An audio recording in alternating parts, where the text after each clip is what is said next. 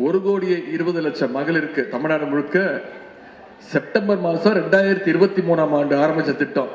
இப்போ 2025ஆம் ஆண்டு செப்டம்பர் மாதம் ஒவ்வொரு மகளிருக்கும் தலைவர் அவர்கள் 24,000 ரூபாய் கொடுத்திருக்கிறாரு.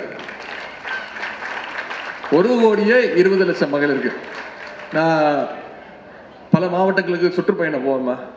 நான் வாரத்தில் எப்படி ஒரு 4-5 நாள் வெளியூர்ல தான் இருப்பேன். நான் வெறும் சனிக்கிழமை விட்டு வெளில வர மாட்டேன். ஞாயிற்றுக்கிழமை கூட வெளில சுத்திட்டு தான் இருப்பேன். இன்னைக்கு என்ன கிழமை கூட எனக்கு தெரியாது. இன்னைக்கு வெள்ளிக்கிழமையா?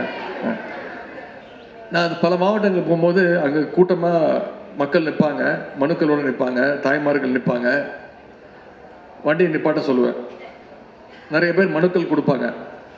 அப்போ பல பேர் பாராட்டுவாங்க, வாழ்த்துவாங்க, சொல்லுவாங்க, தம்பி அப்பாட்ட சொல்லிடு, வந்துருச்சு 1000 ரூபா வந்துருச்சு, தேங்க்ஸ் அப்படின்னு கும்பலாக கூப்பிட்டு பேசியிருக்காங்க, வாழ்த்திருக்கிறாங்க.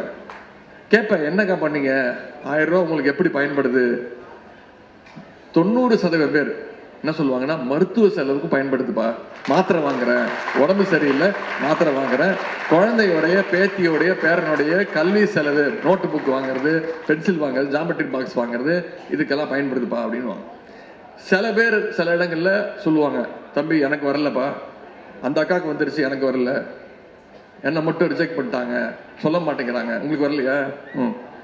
இன்னும் சொல்ல போனா தலைவர் அவர்கள் அதுல இருந்தக்கூடிய சில விதிகளை எல்லாம் தளர்த்திட்டாங்க. 2 விதிகளை தளர்த்திட்டாங்க.